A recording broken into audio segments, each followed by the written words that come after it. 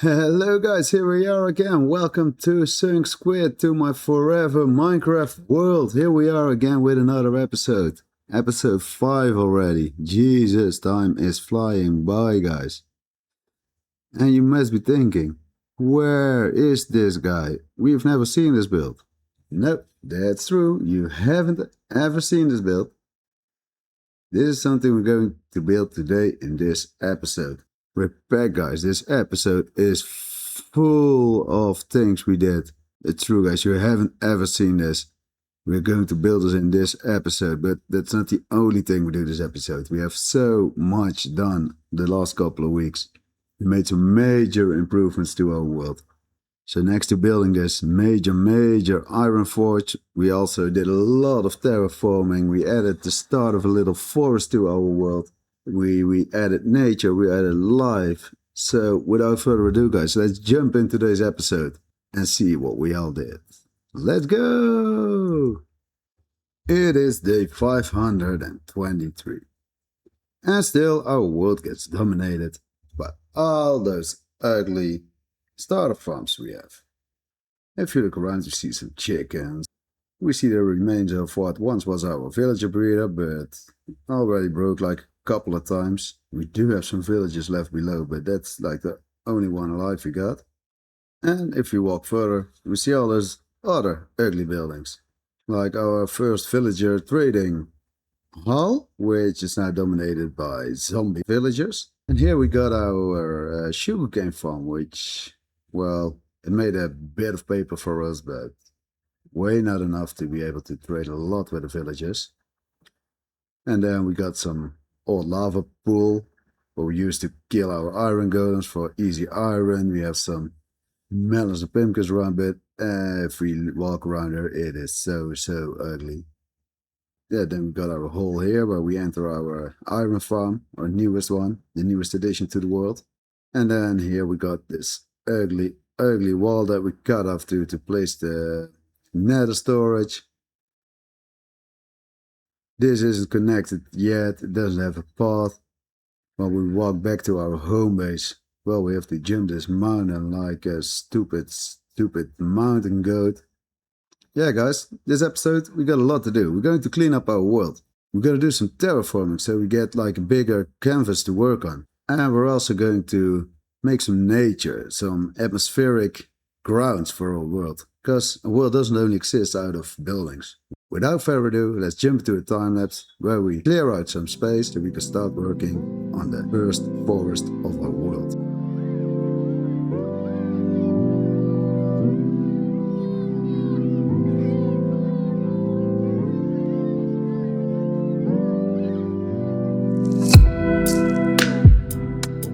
Okay guys, so there was the terraforming part. So let me quickly show you what we did to the mountainside down here. We added some mossy cobble in the cliff, and then we fixed this side of the mountain with almost the same block palette as we did on the larger mountainside back in episode 1 or 2.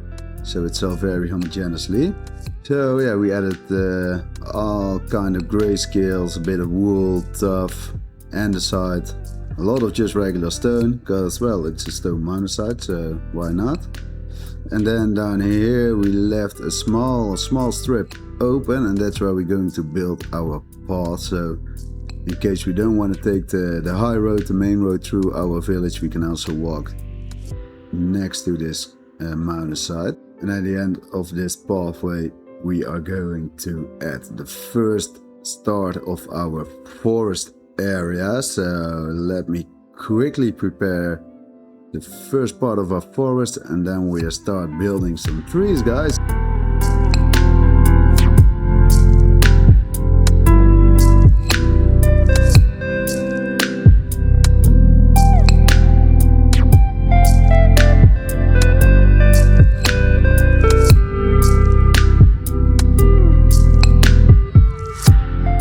And there we have our tree, guys. So this lovely, quite large overhanging pine tree is the first of many to come in the forest we're going to build. So we build a couple of more trees here, and it's going to be a major forest when it's all done. But for now we focus only on this small part of the forest. And when the trees were finished, we started adding some decorations. So right here you see me putting some fences against the rock wall, like the roots of the trees growing over the rocks. We had some extra plants. And after we added all the leaves hanging over the rock, we started with decorating the forest ground, as there's a lot of life in every forest ground. So we put in some of the firefly bushes for some extra particles flying around. Of course, we got plenty of fungi growing on the ground of the forest. So we added a lot of these, not only the brown ones, but also the red nether ones. We had the berry bushes, because in the forest we always find berries growing around. You see me adding the crimson fungi. Then we added some purple, what is it? Crimson buttons on the ground that act like little bugs crawling on the forest floor. Of course, we couldn't forget to add some glow lichen as well, because we have to light it properly, but we don't want to make it too light. And eventually we ended up with a lovely, lovely forest area. And then there was only one thing left to do, and that was adding in some path. So we started off with a pathway right next to the mountainside, being a little bit of a hike to get down the mountain instead of taking the most direct route through the forest.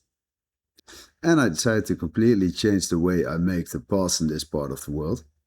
As in the early stage of this world, we created our path just by placing some packed mud and some coarse dirt, but those colors, well, they don't really work together. There are better combinations. And when you walk down a path, as we do right here, you only have the packed mud slabs to add. So I already added a bit of spruce wood, but it didn't really work, so I decided to design a complete new color palette. And it's not the most innovative palette ever. It's just coarse dirt with some rooted dirt, and the red one is called granite, I thought. And then when we walk down, we can use the granite slabs, but we also use jungle slabs because they really work with rooted dirt and coarse dirt. Also some spruce slabs. And to smooth it out even a bit more, we can also use the trapdoors of both the jungle and the spruce wood. So we went through the whole city, adjusting the paths, making it all look uniform. And after that, our forest was finally done. So let me take you on a tour through our forest. So guys, there we are in our forest. And oh no, immediately those pesky phantoms. So for the ones who don't know, I got one rule in my world, and that's that we don't sleep. I slept up until day 100, and then I was safe. I had some shelter over there, and I stopped sleeping. So I haven't slept ever since day 100, and as you see in the top left, it's day 620 right now. But those phantoms, guys, those phantoms. Holy Jesus. But that was not what we were going to do. So I changed all the paths down here.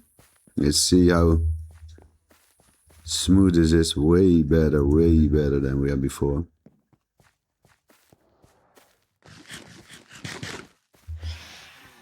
And we got some other fence. And here we walk into our forest. Ooh, and we have some waxification to do. Go away. So let's quickly wax these. Oh, right. But there you see our forest with our bushes, our berry bushes. This I really like. Just like you got some bugs crawling around. Some stones. And all those lovely particles coming from the, you call it firefly bushes. Making it just a little bit more atmospherical. Oh, I didn't wax.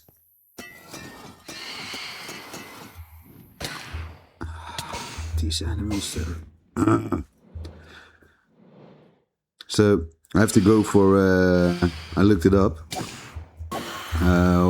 What's it called? Smite 5? Something like that.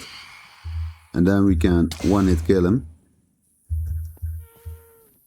And I'm really looking forward to the moment we can do that. But this is how the forest looks by night. Oh, and we shouldn't go there because I'm recording this a bit later. And we don't want any spoilers, because these are coming in a later stage in the video. But well, the forest is done, as you see. And now it's time to jump into a way bigger terraforming project.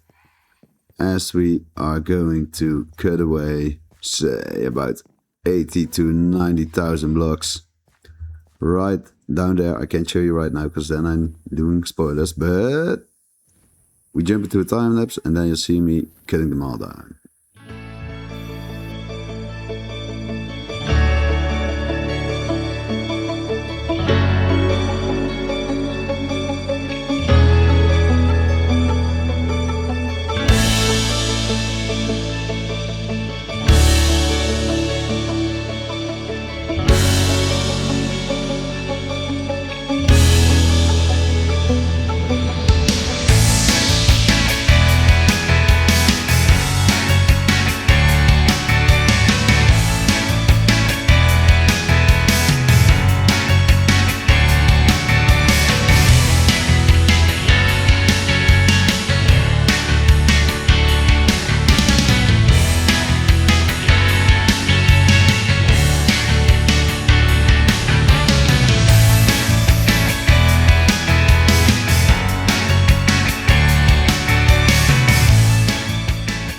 Wow, look our lovely village, but look at this. All the work we put in just to flatten the terrain. You remember that this mountain like extended up to this way till a higher peak down here? We all took it away, threw about 90,000 blocks. A lot of stone, a lot of grass. But we managed to take it all out, put grass in. As you see, it ain't converted yet. Will take a while to get it all converted into grass, but that doesn't really matter to me. So now we got like a major canvas to work with. So down here I want to put a lot of buildings, make it a bit of a mining town, as we got like the big mine shaft down here. So we're going to make the mine town. Down here we can make a harbor area with some boats in the water waiting to get loaded with all the raw resources we get from the mines. Over there we can make a large lighthouse, maybe a bridge stretching from here all the way to that peninsula. So a lot of inspiration to really make this a nice place. And right now there's one thing we have to do, and that is start working on the output of our iron farm, because it's spitting out iron like crazy, but we don't have a place to properly store it. So let's quickly jump into a small resource gathering montage. And then afterwards we start building the iron output house. Or maybe we should name it a bit more fancy, but that's up to you. Do you have a nice name for it? Let me know down in the comments.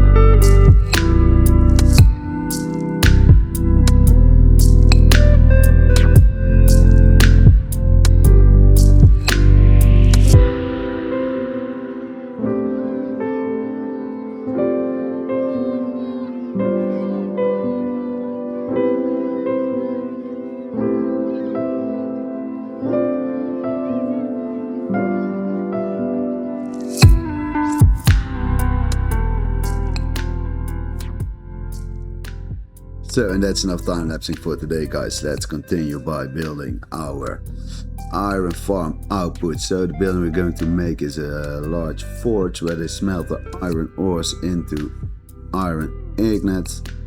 And the first part of the building is the output of the farm itself. So down here I'm making a small glass tube. All the iron is shut up by a bubble column, then got collected in this water tube. It all flows down into a hopper system, and that is going to put it down in some barrels. Again, we chose for barrels over double chest.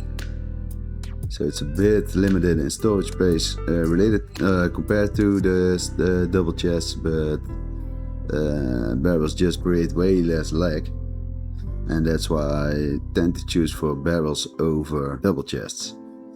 So right now I'm adding in a comparator system, and that is for some lights we're going to add right at the top so we can see how full our storage is.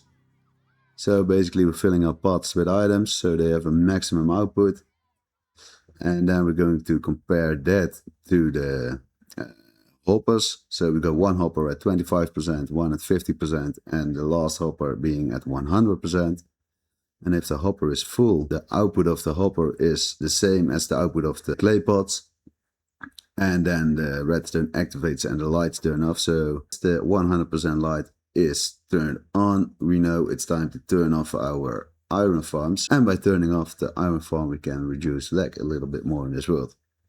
And then it's time to build the house itself. So the style is almost the same as the style of the nether storage right next to the house. So again, we went for stone walls and a copper and tough roof. We made a little gradient with the darker and the oxidized copper.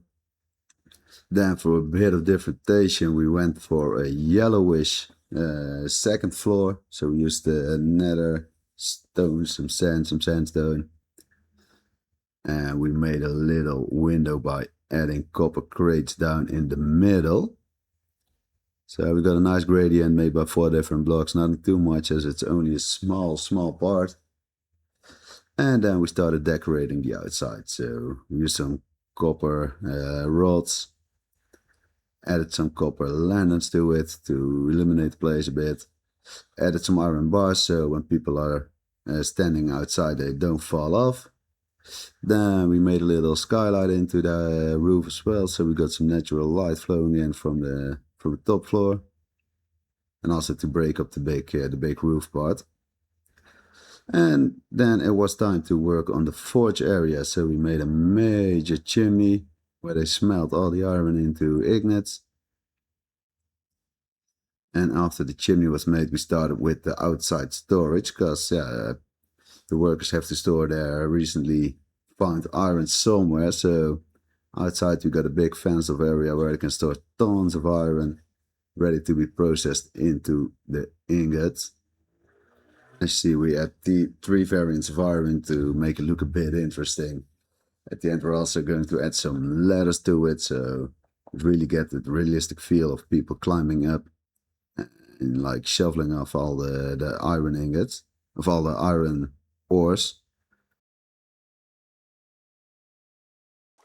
And that takes us back to the very beginning of our episode, guys. That was the place where we were when we started off this episode.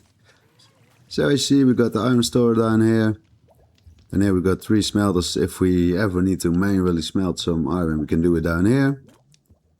Then we got a large smelting furnace, a big chimney with some lava down below.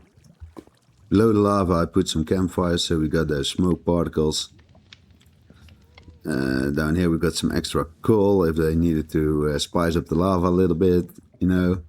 Here we did some armor stand magic with a shovel hanging on a tripwire hook, so they can grab the shovel and throw in all the iron or the coal.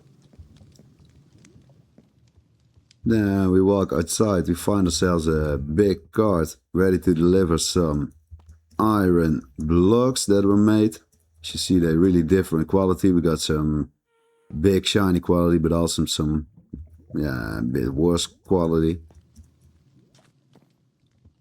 And if we walk outside, we see Smelly T's iron smelting facilities. And this is the inside of Smelly T's facilities. It's kinda sober, I know, we have to decorate it. But down here is the big wall of barrels that we spoke about. Here you see the 25, 50 and 100%. So let me quickly explain it a bit clearer as I did in the time lapse of me building it. So basically you see down here, you see a comparator going into the hopper. So it's reading out of this hopper whether it's full or not. if this hopper, which is conveniently placed at 25% of all the barrels, is full, then this one activates. It overrides the signal coming from the pot, which is completely full to one stack of items. And when this signal gets overridden, then this repeater down here activates, which activates this redstone line, activating this repeater, and finally activating this redstone lamp. And you see the same in this one, which is right at the, where is it? Oh, down here, which takes power right at the center, and then we have the last one grabbing his power from the last hopper in the row. So when this one activates, the 100% light is going to be lit. And as you see, our farm is really working well.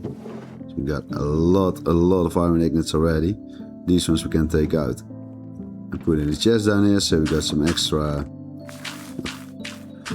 bone meal. Always nice to put those little converting stations in. A bit of extra bone meal is always useful. And down here we come back at the alley.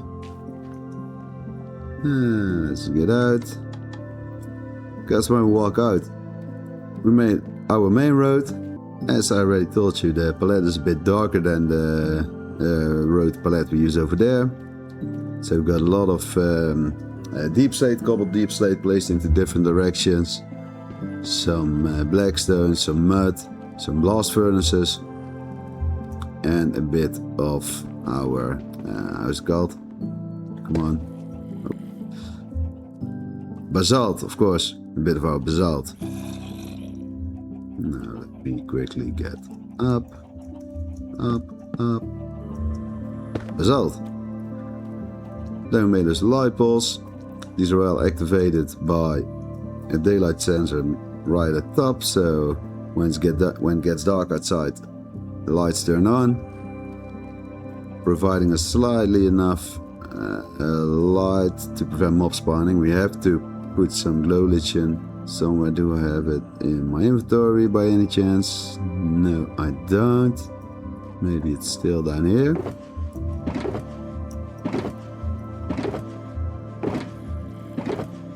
No, unfortunately I don't have any glow lichen with me right now, otherwise I could place it correctly. And then we connected everything down here, so add some extra lights down here. Connected it. Maybe it's smart to leave these so you won't get any creep spawning down here. And I'll take them out in a bit. Add some nature down here. Another cart. This is the cart that transports our nether items from the nether storage. So it's kind of the same design as I had over there, but slightly different. And down here we got some custom trees as well. Did some trickery with the pale oak leaves, as those leaves, when we watch into it, it made a bit of noise down in the center of the tree, so it looks like you got all those darker leaves and those extra pieces of wood crawling through the tree. And then we used our copper bars as well as like little pieces of stem where all the leaves are attached to. So we made a couple of different variants down here just to make it a bit more lush.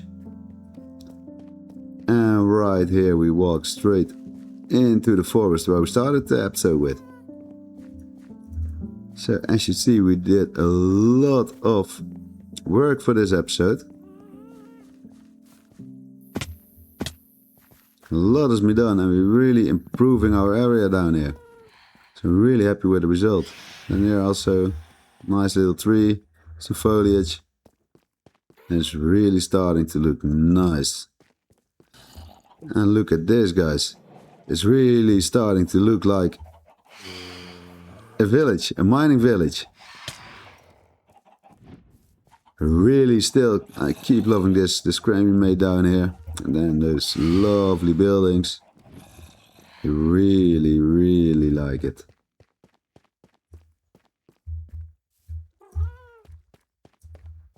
Let's walk around a bit and just enjoy the beautifulness of this part of the city. We got Fluffy chilling. How you doing, mate? Yeah, look at this, beautiful. And this view as well.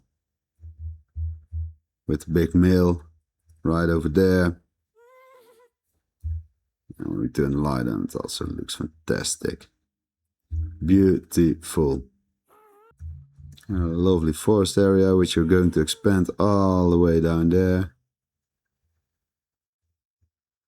And the trees down here, all custom made. And then here the rich forest grounds.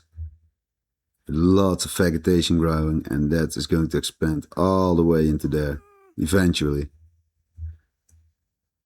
So I think for the next episode we're going to build all the way down here. We're going to add a bit to the city. And then slowly we keep expanding our area. Okay guys, thank you so much for watching. I really love the support I'm getting from all of you. And although we only get about 40 to 50 views for each episode, I really like the feedback you're sending me. Really like the support. So if you like this video, please leave a comment, leave a like. You can even send me a DM, no problem. And then I hope to see you very soon. Okay guys, thanks for watching. Bye bye.